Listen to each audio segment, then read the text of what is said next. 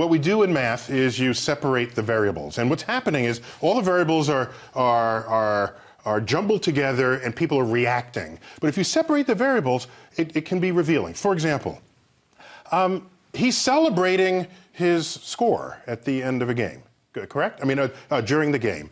And he does it in a way that's different from everyone else, gesturally. And to me, that's a form of a freedom of expression, a freedom of speech. If you don't like that, at some point you have to confess to yourself you're not a fan of freedom of speech. And so if you're going to do that, that's a different country from what I understand Australia claims to be.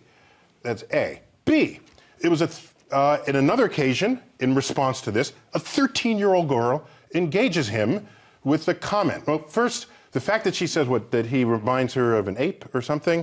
Now, okay, did she come up with that on her own? Or was it her friends? Likely it was her parents.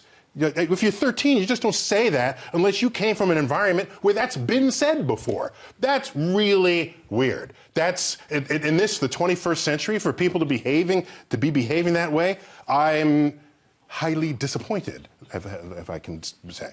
Now, so, then she calls him an ape, and then I thought, why did she call him an ape? Because you know what she's done? She's selectively chosen things about apes that she thinks apply to him, and not other things that would apply to people who are white. For example, apes have hair all over their bodies. You have never seen a black person with hair all over their bodies. Black people are some of the least hairiest people in this world. Who are the hairiest? It's white people. They're the hairiest. With hair on the back, out of the neck. And so if you focused on hair, then you could call white people monkeys, right? It's all racist Can conduct. I just say quickly, as the only bald person on this panel, I am finding this conversation very hairless all of a sudden. I just want you to know that, Mel. I don't want to hog the thing, but I just got to get this. You asked me. I'm just trying to get it off my chest. I did. I wanted a cosmic perspective. Okay, so then he's paid millions of dollars. He's a professional athlete. Then I thought about him and I said, someone is commenting from the audience. Get over it, okay?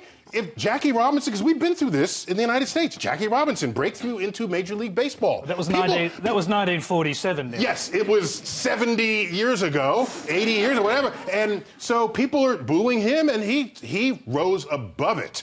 And what you can do is, rather than argue with the person booing at you, the next press conference you can say, this happens all the time, and I'm disappointed, and I expected more, but I'm professional, and I'll eat it. Let me go back to Michael, who asked the question. Michael, what do you think about that last part of that, the suggestion that perhaps he should rise above it? I think he has a tremendous opportunity to educate, particularly young people, around racism, and that's exactly what he attempted to do. And I don't understand why that attempt to educate somebody about what's harmful around racism is being so misrepresented in the Australian media at the moment. So yes, but I have another question, okay? Why does anyone think or reference him as a black footballer? He's a footballer, okay? Why, where does... When, why, and where does skin color matter in that sport? Okay? So when I think of people talking about race, it's being invoked here in Australia, as far as I can tell, as a means to figure out who belongs and who does not. Yet, I, as an astrophysicist, when I think about race, I think about it as something that unifies us all. I think about it as the human race. Thank you very much.